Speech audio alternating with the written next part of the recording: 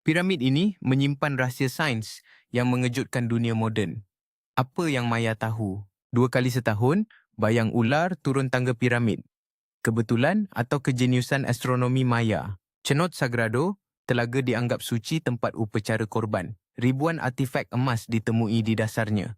Maya cipta kalender paling tepat di dunia kuno, lebih tepat daripada kalender Eropah zaman itu.